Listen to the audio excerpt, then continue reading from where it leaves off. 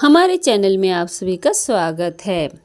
मेहंदीपुर नाम का एक शहर था जहाँ पर नए नए स्कूल और कॉलेज बनने से वहाँ पर लोगों का आना जाना लगा ही रहता था। उस शहर में 3 दोस्त रहते थे जो कि अब कॉलेज जाने लगे थे और वे कॉलेज में खूब पढ़ते और मौज मस्ती करते थे। वे शर्त लगाना और एक दूसरे को चैलेंज देना उनका लगा ही रहता था। एक दिन वे अपनी क्लास लेकर फिर बाहर आ गए और कहने लगे कि स्कूल से कॉलेज और कॉलेज से घर ये तो नॉर्मल सी ज़िंदगी हो गई है, हमारा कुछ नाम तो हुआ ही नहीं। उसमें से उसका दोस्त सोहन कहता है, हम ऐसे ही ठीक हैं, अगर ज़्यादा नाम रोशन करने की इच्छा जताएंगे तो हम अपने माँ बाप का नाम डुबो देंगे, हम ऐसे नॉर्मल ही रहेंगे तो ठीक है। इतने में ही कार्तिक बोल पड़ा कि नहीं नहीं, ऐसे तो मज़ा नहीं आ रहा। तो सोहन और मोहन कहता है तो क्या करें। वह कहता है कि मैं तुम्हें एक शर्त देता हूँ, अगर तुम उसे पूरा करते हो तो मैं तुम्हारा 1 साल का होमवर्क मैं खुद अकेले ही करूँगा। तो मोहन और सोहन कहते हैं, अरे चैलेंज और शर्त क्या देते हो, हम तो दिन में चांद और रात में सूरज उगा सकते हैं।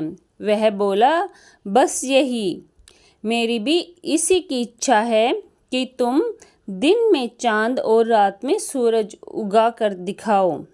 तो सोहन कहता है, अरे मोहन, तुमने ये क्या बोल दिया, यह सब तो कहने की बातें हैं, ऐसा थोड़ी हो सकता है। तो मोहन कहता है, अरे हमारे लिए कुछ भी नामुमकिन नहीं है। और वह तीनों अपने अपने घर आ जाते हैं और घर आकर मोहन सोचने लगता है कि हमने कार्तिक को यह चैलेंज दे तो दिया, लेकिन यह तो असंभव है, ऐसा हम कैसे करेंगे। वह आकर चुपचाप अपने कमरे में बैठ जाता है। तो थोड़ी देर में उसके दादाजी उसके कमरे में आते हैं और कहते हैं, अरे मोहन, आज ऐसे शांत कैसे बैठे हो। तो मोहन कहता है, अरे दादाजी, क्या ऐसी कोई जगह है जहाँ पर मन की इच्छाएं पूरी होती हों। तो उसके दादाजी कहते हैं, अरे क्यों नहीं, अपने थोड़ी ही पास में एक मंदिर है जहाँ पर इच्छाएं पूरी होती हैं। उस मंदिर में जो भी जाकर तुम सच्चे मन से मांगते हो वह ज़रूर पूरा होता है। तो वह अपने दादाजी के बताए हुए मंदिर में जाता है और अपने दोस्त को भी साथ में ले जाता है और वहाँ जाकर प्रार्थना करता है कि हे भगवान, अगर यहाँ पर मन की इच्छाएं पूरी होती हैं तो हमारी भी एक मन की इच्छा है जो आप पूरा कर दीजिए। तो इतने में ही वहाँ के मंदिर से देवी की आवाज़ आती है कि वत्स अपनी इच्छाएं बताओ। तो उसमें से उसका दोस्त सोहन कहता है कि हमारे अच्छे मार्क्स आए। तो वह कहता है, अरे पागल, हमें अपनी शर्त के लिए प्रार्थना करनी चाहिए। तो वह कहते हैं कि हमें रात में चंद्रमा और दिन में सूरज को उगा देखना है। तो वह कहते हैं कि इसके लिए तुम्हें चंद्रदेव को प्रसन्न करना होगा और वह चंद्र देवता के लिए प्रार्थना करते हैं। थोड़ी देर में वह सच्चे मन से प्रार्थना करते हैं तो चंद्रदेव वहाँ पर प्रकट हो जाते हैं और कहते हैं, वत्स अपनी इच्छाएं बताओ। तो वह उसे अपनी इच्छाएं बता देते हैं। चंद्रदेव कहते हैं, अरे वत्स, ऐसी इच्छाएं थोड़ी मांगते हैं, यह संभव नहीं है।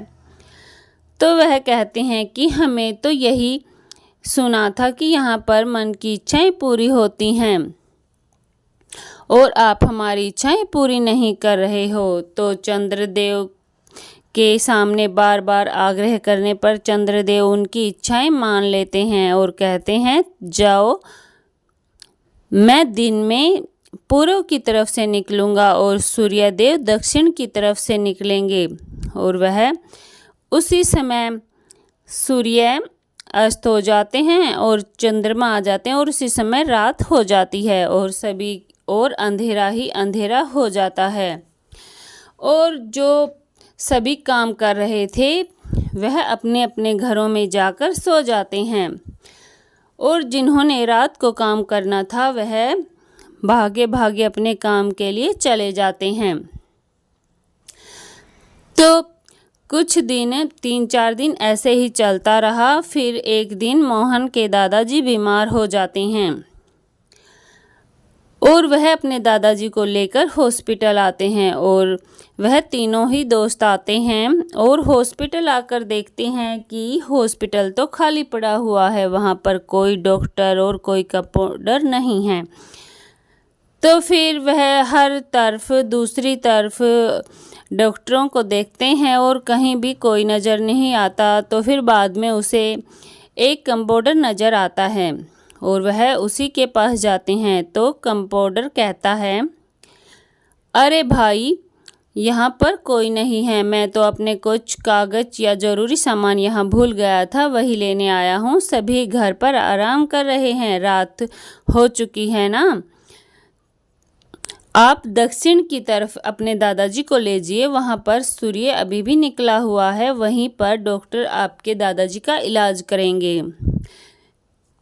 यह सुनकर उन्हें सब कुछ समझ में आ जाता है और वह अपनी गलती मानते हुए उसी मंदिर में जाते हैं और कहते हैं, हे चंद्र देवता, हमसे बहुत बड़ी भूल हो गई है, आप हमारी गलती को माफ़ कर दीजिए और हम आगे से कोई भी शर्त नहीं लगाएंगे और आप जैसे थे वैसे ही निकला करें। ऐसे तो सभी कुछ अस्त व्यस्त हो गया है, कोई अपना काम समय पर नहीं कर पा रहा है, सभी के घर का खाना भी ख़त्म हो चुका है और कभी कोई भी काम भी नहीं कर पा रहे हैं। ऐसा सुनकर चंद्रदेव कहते हैं, अगर तुम आगे से कभी ऐसी शर्त ना लगाओ और शर्त लगानी छोड़ दो तो मैं वैसे ही हो जाऊंगा। तो उन्होंने तीनों ने चंद्र देवता के सामने कसम खाई कि हम आगे से कोई कसम और कोई भी शर्त नहीं लगाएंगे। और फिर ऐसे ही सूर्य सुबह सुबह उगने लगा और चंद्रमा रात को। और उन्होंने हॉस्पिटल में ले जाकर अपने दादाजी का इलाज करवाया और वे एक अच्छे इंसान बने। हमारी ऐसी अच्छी अच्छी कहानियों के लिए हमारे चैनल को सब्सक्राइब कर लें और हमारी वीडियो को लाइक और शेयर ज़रूर करें। धन्यवाद।